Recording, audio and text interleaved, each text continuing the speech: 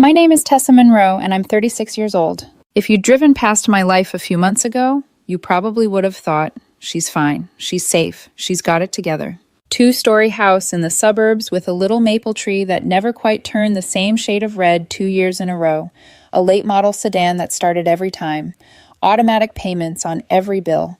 I work in financial consulting, the boring kind where spreadsheets stack like bricks, and no one outside the firm really understands what I do. But the lights stay on, the accounts balance, and other people's chaos quietly smooths out under my formulas. I was the reliable one. Friends said it like a compliment, but it always landed like a label you put on storage boxes. Stable, stackable, forgettable. Logan Price, my boyfriend, was the opposite of a storage box. He's 34. Sales, of course. Commission-based, high energy, forever chasing the next target. The kind of charm that makes servers linger at his side of the table and laugh 2 seconds too long at his jokes. He walks into a room and the air seems to tilt toward him, like everyone collectively leans in. We met in our late 20s through mutual friends. He was all easy confidence and quick stories. I was the one keeping track of whose card paid for what and making sure no one stiffed the waiter. Somehow, that combination worked. We started dating. 2 years later, we moved in together. 3 years ago, we bought the house. Bought is a generous word. I did the mortgages, the inspections, the tedious fine print. Logan did the walkthroughs where he clapped his hands and said things like, "I can see us throwing parties here." From the outside, we probably looked like a couple who had it all figured out. 8 years together, shared jokes, shared bills, shared future. On the inside, something small had been eroding for about a year. Nothing dramatic, no screaming matches, no plates shattered against walls. Just a slow rewiring of how he spoke about me. "Jess's husband installed a whole deck by himself," he'd say at a barbecue, glancing at our sagging back steps. "I'm telling you, that guy's a machine." Or, "Did you hear Mark got another promotion? Some people just have that next level drive." Always followed by a little laugh, a touch to my arm, "You know I'm just messing with you, Tess." But jokes land differently when you're the only one not laughing. I told myself he was stressed. Sales had been weird, his numbers up and down. I figured he was comparing himself to other guys and poking at me was just misplaced frustration. I tried to be understanding. I offered to help him rework his budget. I suggested we take weekends away, do something spontaneous. "Relax," he'd say, scrolling his phone. "Not everything needs a plan." The breaking point came on a Saturday night that started out as background noise in what I thought was our normal life. Logan's friend group was coming over, 5 of his closest friends and their partners. I'd spent the afternoon cleaning the house, roasting vegetables, arranging cheese on a board, like it might actually matter to anyone after their second glass of wine. Logan handled the playlist and the drink menu, which mostly meant he bought 3 different kinds of bourbon and a case of beer. By 8 o'clock, the house was full of voices, clinking glasses, and the kind of laughter that gets just a little too loud when people are trying to prove they're having fun. I slipped into my usual role, topping off drinks, rotating appetizers, making sure no one's glass stayed empty long enough to look awkward. At some point, I ended up alone in the kitchen, refilling the ice bucket. The wall between our kitchen and dining room has a wide archway. If you stand in the right spot, you can see just enough of the table to know who's sitting where, but not enough for them to notice you if they're focused on each other. I wasn't trying to eavesdrop, I was just there, in my own house, in my own kitchen. I heard Nicole's voice first. She's one of Logan's closest friends, the kind of woman who floats through a room collecting confidences without seeming to keep any of them. "So," she said, and I could picture her swirling her wine, "how are things with you and Tessa? You guys seem solid." There was a pause. I heard Logan exhale, that little huff he does when he's about to say something he thinks is clever. "Honestly," he said, and my chest tightened before I even knew why. "I feel kind of stuck." Stuck. The word landed in the sink with the ice cubes. "She's just comfortable, you know," he went on. "Predictable. She's got her spreadsheets and her routines and her little systems for everything. It's like living with a very pretty project manager." Nicole laughed softly. "That doesn't sound so bad." "Yeah, but I need a real woman, Nick. Someone with ambition. Someone who actually pushes me. Not just keeps the lights on and the mortgage paid. Tessa's just there. She exists." I stood with one hand on the freezer door, the cold spilling out onto my bare legs, listening to my boyfriend explain to someone else why I was not enough. He wasn't shouting. There was no venom in his voice. That might have hurt less. He sounded bored, detached, like he'd already rehearsed these lines in his head a dozen times. A real woman, as if I were some placeholder version, the demo software he'd been testing before the full release. My first instinct was physical. Walk in there, put the ice bucket down, look him in the eye, and ask him to repeat every word. But something in me went very, very still instead. The room narrowed. The hum of conversation from the living room faded. All I could hear was the blood in my ears and Logan's casual, easy dismissal of the life we'd built together. I closed the freezer door quietly, set the empty ice scoop on the counter, finished pouring my bourbon with hands that somehow didn't shake. Then I did something I don't usually do. I left without explaining. I walked through the living room, past the roaring laughter at some story I wasn't part of, past Logan's hand reaching out as if to brush my hip without really looking at me. I grabbed my keys from the bowl by the door and stepped out into the cool night air. No one stopped me. I don't think anyone even noticed I was gone. I drove to my brother Tom's place 20 minutes away. He wasn't home, but I had a key. I let myself in, turned on one small lamp in the living room, and sat on his couch in the half-dark with my coat still on. My phone buzzed on the coffee table, once, twice, 3 times. Logan, where'd you go? People are asking about you. Another, you okay? Then, a minute later, Tess? I stared at the screen, at his name, at the little preview of his concern, and all I could hear was his voice in my kitchen, telling someone else he needed a real woman. I typed back, I'm fine, needed some air, don't wait up. Then I turned the phone face down. For 2 hours, I sat in the dim light of my brother's living room and replayed the entire relationship like a badly edited movie. The jokes, the comparisons, the way he'd started introducing me as the responsible one, with a tone that made it sound like a flaw. A thought slid in quietly, so gentle I almost missed how sharp it was. If he felt comfortable saying that with me in the house, what has he been saying when I'm not anywhere near? By the time the clock on the cable box blinked past midnight, the shape of my life looked different. Not destroyed, just rearranged enough that I no longer recognized it as mine. When I finally drove back to our house, the street was lined with cars, but quieter. The party had thinned or ended.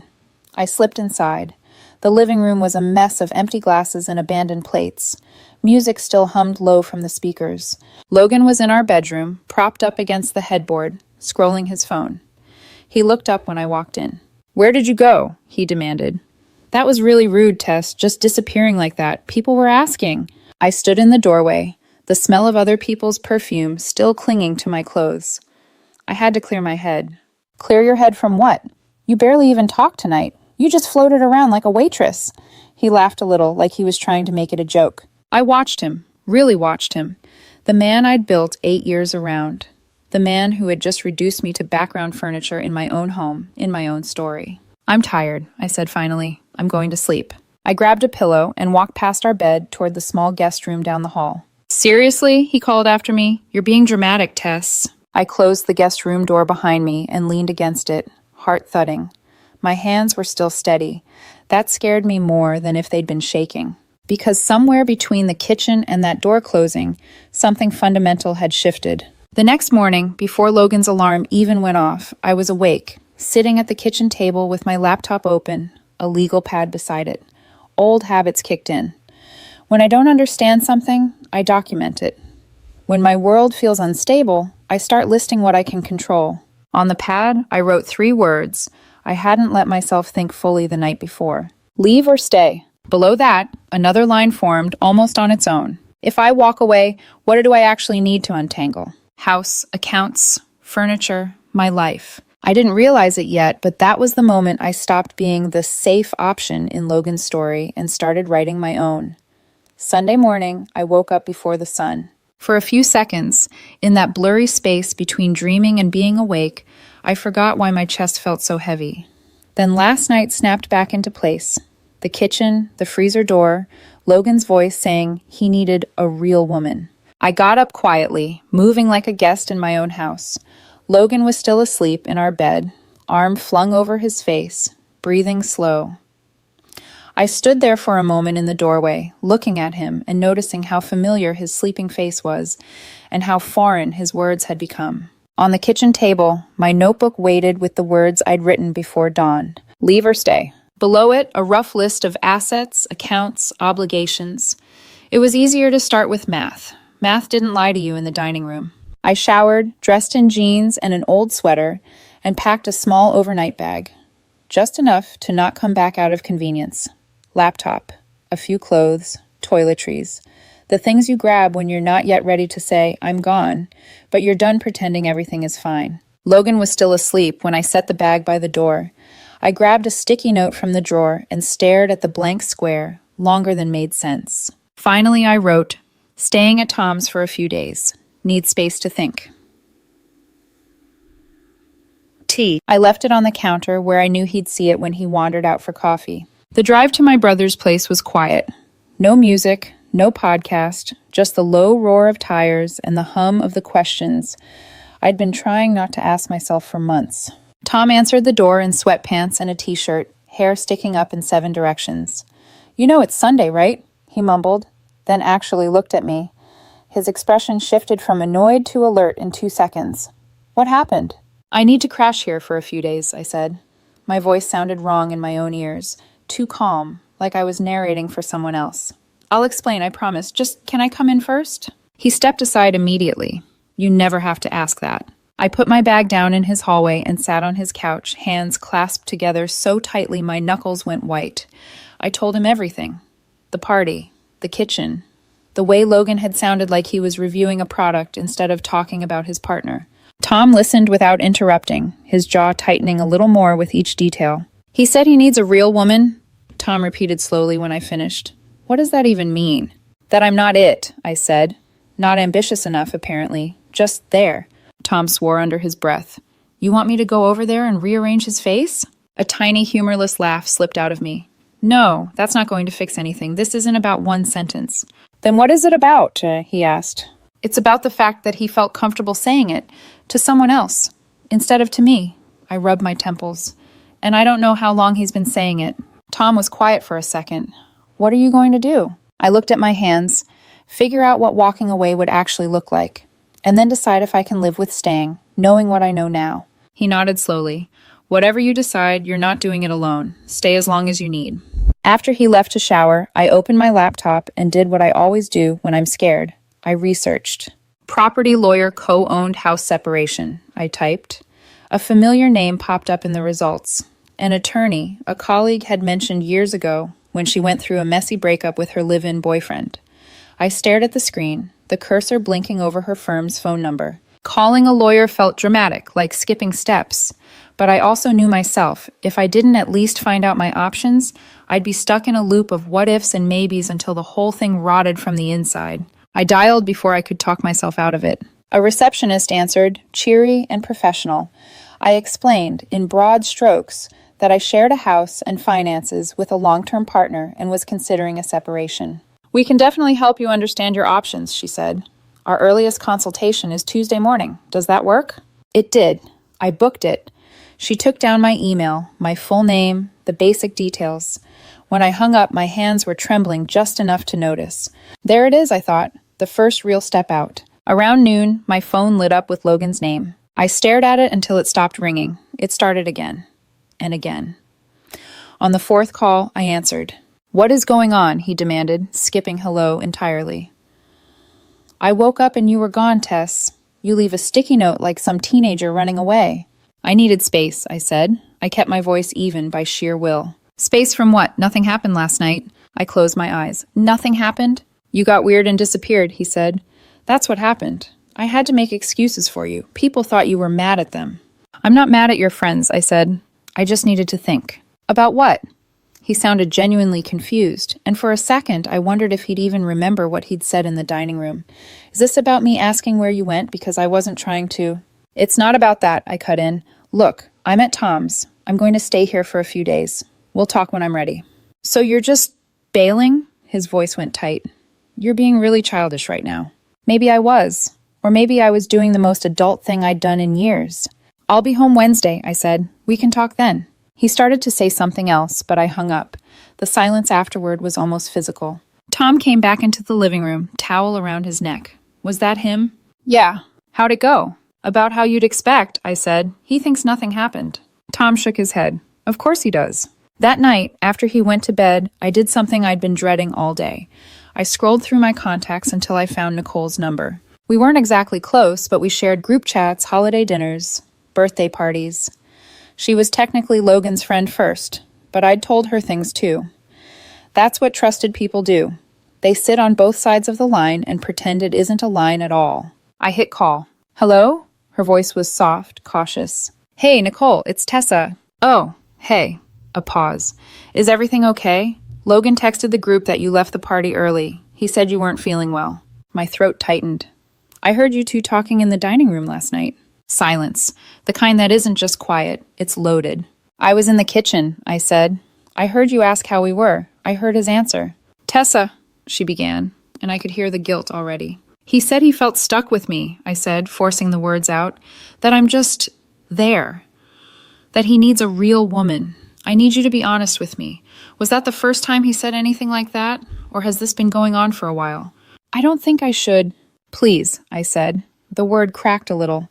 I'm not asking you to pick sides. I just need the truth so I know what I'm dealing with. She exhaled, long and shaky. When she spoke again, her voice was softer. It's not new, Tess. He's been venting like that for a few months, 6, maybe more. My stomach twisted. What exactly has he been saying? Stuff about how you're too comfortable, she admitted. Too stable. How you don't push him enough. That you're responsible and great with money, but he wants someone more exciting, more ambitious. I always told him he should talk to you, but he'd brush it off. Say you wouldn't get it, or it would just start a fight. Wouldn't get what? I asked. That he thinks he's settled? Nicole didn't answer right away. When she did, it was barely above a whisper. Yeah, that word came up. He kept saying he went with the safe option. Safe option. My spine felt like it had turned to glass. Why didn't you tell me? I asked, and I hated how small I sounded. Because it wasn't my place, she said miserably. And I thought maybe he'd snap out of it, or talk to you. I didn't expect you to hear it like that. I'm so sorry, Tessa. I pinched the bridge of my nose. Thank you for telling me now. What are you going to do? She asked. I don't know yet, I lied, because some part of me did know. But on Wednesday, I want to talk to both of you, together. Okay, she said quietly. Tell me when, and I'll be there. Wednesday morning, I drove back to the house. It felt different pulling into the driveway, like I was arriving at a place I used to live instead of my home. Logan's car was there. Next to it, Nicole's. Good, I thought. At least I won't have to ask her to come. I parked on the street and walked up the front path.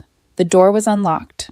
I stepped inside and heard voices in the living room, low, urgent. She's overreacting, Logan was saying. It was just talk. You know how I get when I'm frustrated. Logan, Nicole said, you've been saying those things for months. This isn't just one bad night. I walked into the room. They both looked up, startled. Tessa, Logan said, standing quickly. You're home. I thought you'd at least text first. It's my house too, I said, my voice steady. I looked at Nicole. Thanks for coming. Logan frowned. Coming? What do you mean? Nicole just stopped by to... I called her on Monday, I said. Asked her to meet me here this morning. His face went from confused to wary in a heartbeat. Why? Because I wanted to hear, with both of you present, how long you've been telling your friends you feel stuck with me, I said, and that you need a real woman. The room went very, very quiet. Nicole stared at the floor.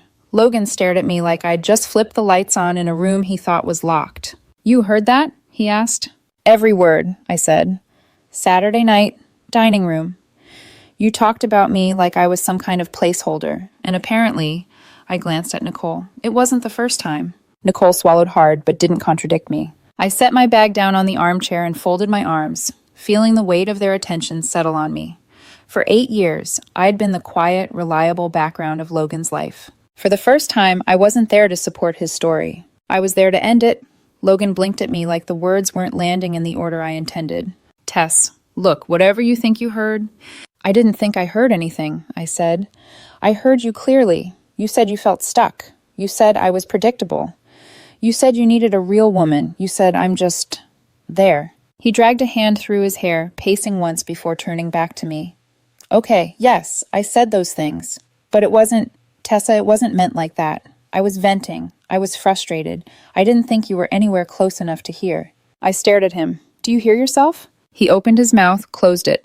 Nicole shifted uncomfortably. Logan, she deserves the truth. He whipped toward her. Seriously? You're taking her side? I'm not taking sides, Nicole said softly. I'm being honest. You've been talking like this for months. And you told her that? That was private. Nicole's voice dropped even lower. I told her because she asked me directly, and she deserved to know what you've been saying. Logan looked at her like she'd betrayed him at the deepest level. Then he looked at me like I'd betrayed him simply by refusing to stay in the dark. So what? He snapped. You're leaving me? Over one conversation? I held his gaze. It wasn't one conversation. It was the first one I heard. His shoulders twitched like I'd struck him. You're blowing this way out of proportion. Everyone vents. Everyone gets frustrated. People say things they don't mean. I didn't raise my voice. I didn't need to. Then why did you say them for 6 months straight? His mouth opened and closed again.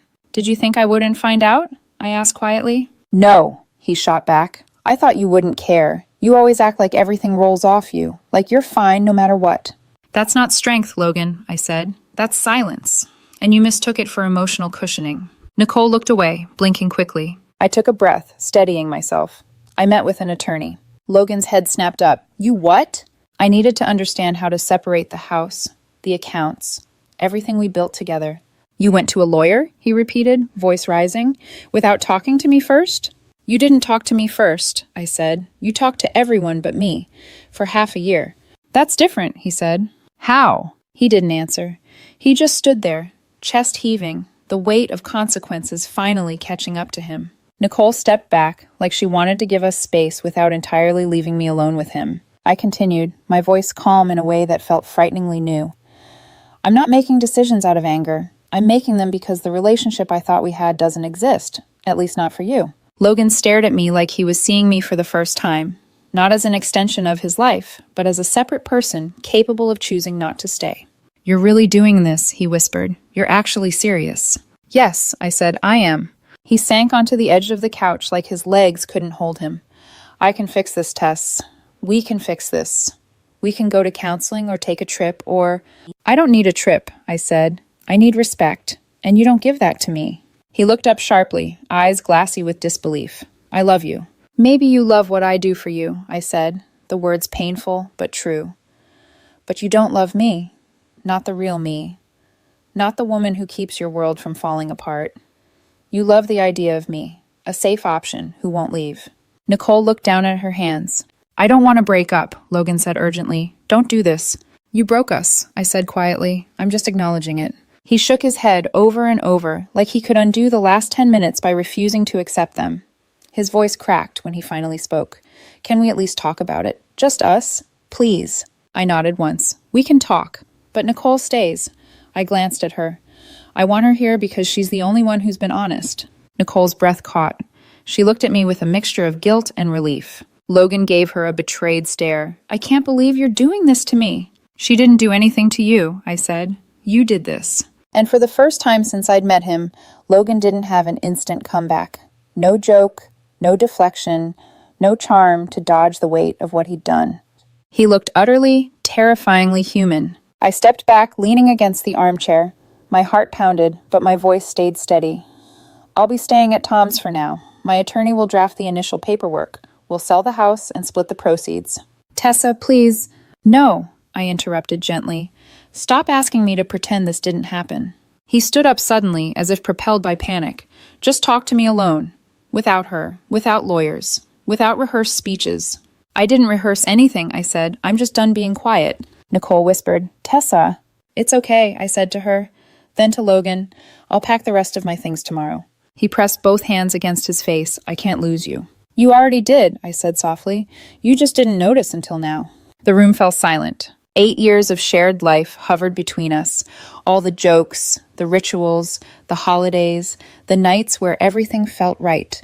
And under all of it, the truth he'd been telling everyone but me. He didn't choose me because he wanted me. He chose me because I made his world easier. I stepped toward the door. Nicole whispered, Do you want me to walk out with you? No, I said, I'm okay. And for the first time in a long time, I meant it. As I left the house, Logan's voice broke behind me. Not loud enough to be words, just a sound of someone watching something slip away. When I reached my car, I didn't cry. I just breathed. A long, deep breath that tasted like air I hadn't let myself feel in years. Tom didn't ask questions when I walked back into his apartment that afternoon with a duffel bag slung over my shoulder. He took one look at my face, turned off the TV, and said, Okay, sit. I'll make tea. Or whiskey. Dealer's choice. Tea, I said, though whiskey might have been easier. I sat on his couch, exhaling the kind of breath that doesn't really come out all the way. When he handed me the mug, he waited until I took the first sip before asking, "How bad was it?" I stared at the steam curling upward. He acted shocked, hurt, like I blindsided him. But when you strip away the dramatics, he didn't deny anything. He just didn't think he'd get caught. Tom muttered something sharp under his breath. "Do you need me to go get the rest of your stuff?" "No," I said. "I'll do it tomorrow. I want to be the one who chooses what comes with me." Tom nodded approvingly, the way he does when I make a decision that proves I inherited Mom's spine, even if I don't always use it. That night, I slept in his guest room, lights off, blinds shut, wrapped in a comforter that smelled vaguely like detergent and old leather jackets. I expected to toss and turn, to cry, to replay everything I'd said and wonder if I'd been too harsh. But I slept, deeply, like my body had been waiting months for permission. The next morning, my consultation with the attorney, her name was Attorney Marissa Keene, was at 10. I showed up 15 minutes early, clutching a folder of documents, deed copies, bank statements, lists of purchases, everything I'd gathered while Logan slept through his own unraveling. The receptionist ushered me into a glass-walled conference room where sunlight slid across polished wood. Marissa entered in a navy blazer and kind eyes that made me feel seen rather than studied. "So," she said gently as she sat, "tell me what's going on." I told her. Not everything, just the pieces that mattered. 8-year relationship, 3-year co-owned house, shared expenses but separate accounts, no children, and a partner who had spent months talking about me like a placeholder and a burden. She listened without interrupting, hands folded, expression steady. When I finished, she asked, "What do you want?" It was the first time anyone had asked me that directly. "I want out," I said, cleanly, fairly, without a war. She nodded. "You're already ahead of most people who walk in my door. Here are your options." She outlined them clearly. Sell the house and split the equity. Close all joint accounts, including utilities. Document any financial contributions that differed significantly. Mine did. Draft a separation agreement to protect both parties. No alimony, no custody fights, no drawn-out battles. "This could be finished in a few months, she said, "especially if he cooperates." Cooperates. The word hung between us like a test I already suspected Logan would fail, at least at first. I signed the engagement paperwork, scheduled a follow-up, and walked out feeling something unfamiliar humming under my ribs. Not fear, not sadness. Control. When I returned to Tom's, he was eating cereal from a mixing bowl like a man who had given up on portion sizes. "Well?" he asked through a mouthful of Frosted Flakes. "I hired her," I said simply. His spoon froze midair. "You actually did it." "I need this, Tom. I need to know I'm not trapped." He nodded slowly. "I'm proud of you." The words hit harder than I expected. It had been a long time since someone said they were proud of me without adding a condition afterward. Tuesday afternoon, Logan called again. I let it ring. He texted, "Tess, can we please talk?" I didn't mean what I said. "Can you come home, please?" Then, after a pause, "Is Nicole the one feeding you all this? She's twisting things." I exhaled through my nose. Of course he'd try that angle. I typed back, "Stop blaming Nicole. You said those things. We'll talk Wednesday. That's all." He didn't respond after that. Wednesday arrived with an ache in my stomach. I drove to the house mid-morning, hoping Logan wouldn't be there yet. I needed space to collect what was mine before he started bargaining with memories. But when I pulled up, his car was already in the driveway. My pulse ticked upward. The front door was unlocked. Typical Logan, trusting the world not to bite him. I stepped inside, half expecting him to be waiting in the foyer like a movie villain. Instead, I found him sitting on the couch, elbows on his knees, staring at the floor. "Tessa," he said, voice hoarse, "can we talk, please?" I set my keys on the side table. "We can talk, but I'm not here to be convinced." He lifted his head, eyes rimmed red. Whether from crying or lack of sleep, I couldn't tell. Maybe both. "I didn't mean any of it," he said immediately. "I was stupid. I was frustrated. I was trying to look impressive in front of people." "By insulting me?" I asked. He winced. "I know how it sounds." "No," I said. "You know how it is." He swallowed, hard. "Just before we end everything, let me explain." I nodded once. "Go ahead." "I felt," he began slowly, "like I was falling behind. My friends were getting promotions, buying bigger homes, doing these big things, and I wasn't. And every time I thought about it, it made me feel like I wasn't enough." I waited. "So instead of dealing with that," he said, "I blamed you. Because you're stable, because you're good at the things I'm not, because you make everything look easy, and I resented that." The admission was raw in a way I hadn't expected, but it wasn't enough. You didn't resent that, I said softly. You resent me. No, he said quickly. Never you. You told your friends you settled, I reminded him. You told Nicole you needed a real woman. You told people I'm predictable, boring, safe. That's not venting, Logan. That's contempt. His face crumpled. I didn't mean it. But you said it, I replied. And you heard it, he whispered. And I can't take that back. No, I said, you can't. He looked at me, eyes full of something desperate and unfamiliar. Please don't do this. Don't throw us away. I sat down across from him, folding my hands in my lap. I'm not throwing us away, I said quietly. You already did that. I'm just choosing not to live in the rubble. He shut his eyes like the words physically hurt. After a moment, he asked, Is there anything I can do? Anything to make you stay? I shook my head. Respect doesn't come after regret. If you didn't value me before, nothing you say now changes that. He leaned back, defeated. So that's it. Yes, I said, that's it. I stood, hesitated, then added, We'll sell the house. My lawyer will send the first draft this week. He let out a broken breath. I really messed this up, didn't I? You didn't mess it up, I wanted to say. You never protected it in the first place.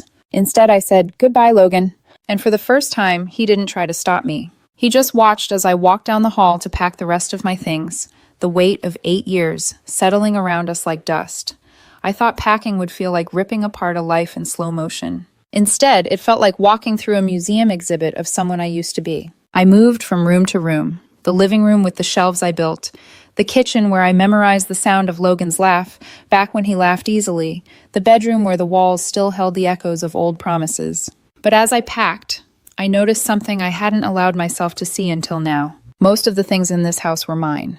The throw blankets, the cookware, the framed art, the good set of sheets, the actual groceries, the cleaning supplies, the little routines that kept the home running. He lived here, I maintained it. By the time I zipped my suitcase, the truth settled into my bones. I wasn't walking away from a shared life. I was walking away from carrying the whole thing alone. When I stepped back into the living room, Logan hadn't moved. He sat hunched on the couch, staring at a spot on the floor like it had personally betrayed him. He looked up when he heard me. So that's it? You really won't even try? I tried for years, I said softly, but it's not trying if I'm the only one doing it. He shook his head slowly, disbelief still clinging to him. I never thought you'd leave. I paused at the doorway. That's why I have to. Those were the last words exchanged in the house we once dreamed about. I didn't slam the door when I stepped outside. I closed it gently, because some endings don't need noise to be final. The next weeks moved in pieces. Our agent commented on how neutral our decor was. I didn't tell her it was because Logan had never had an opinion about anything that couldn't be bought in under 10 minutes. 2 of Logan's friends insisted I was overreacting. Everyone vents, they argued. Sure, Nicole countered, but not everyone vents by tearing down their partner behind their back for half a year. She became the unexpected line of truth in all of it. Her voice cracked as she asked, Did he really say those things? When I confirmed it, she went quiet for a long time and finally said, I'm sorry, dear. I always feared his pride would cost him something he couldn't get back. Her empathy hurt in the strangest way, like finding kindness in a place that should have been a battlefield. Nothing manipulative, nothing dramatic, just short, stunned messages. I can't believe it's over. I didn't think you'd go through with it. I miss you. I'm sorry. I replied to none of them. Not out of cruelty, out of preservation. 2 months later, the house sold. We signed the papers in separate appointments. No confrontation, no dramatic final scene, just signatures and formal goodbyes. As I walked out of the title company, file folder in hand, a strange numbness settled over me. It wasn't triumph, it wasn't relief, it was quiet. The kind of quiet that only comes when the noise finally runs out of places to hide. 3 months after the breakup, I began running into people who, now that Logan and I were officially done, felt somehow braver. A coworker said, He always talked down to you in this subtle way. I never knew if you noticed. A neighbor said, He once joked you were the brains and the backbone. I didn't realize he meant it as an insult. A mutual friend admitted, We kind of saw this coming. It was strange, collecting all these puzzle pieces that everyone else had seen clearly while I squinted at the picture for years. But it also felt like waking up from a long sleep. 7 months after the breakup, I walked into a little coffee shop near my new apartment, and there she was, Nicole, hunched over her laptop, glasses on, a half-drunk iced latte sweating on the table. She looked up, startled, then relieved. Tessa, hi. I smiled genuinely. Hey, do you have a minute? She asked. I'd actually like to talk, if that's okay. I slid into the seat across from her. She fiddled with her straw before saying, I heard from mutual friends that Logan's not doing great. I didn't say anything, waiting. He's staying with a coworker until he figures things out. His job performance tanked for a while. He keeps telling people you left over nothing, and... She hesitated. He still blames me for telling you the truth. I nodded slowly. That sounds like him. Her eyes softened. Are you okay? I am, I said, and I meant it in a way that surprised even me. I'm not happy he's struggling, but that's not my responsibility anymore. Nicole exhaled, relief loosening her shoulders. I'm really glad you're doing better. I'm glad you told me, I said. It was the first honest thing anyone had said to me in a long time. Her eyes glistened as she whispered, I should have told you sooner. You did it when it mattered, I replied.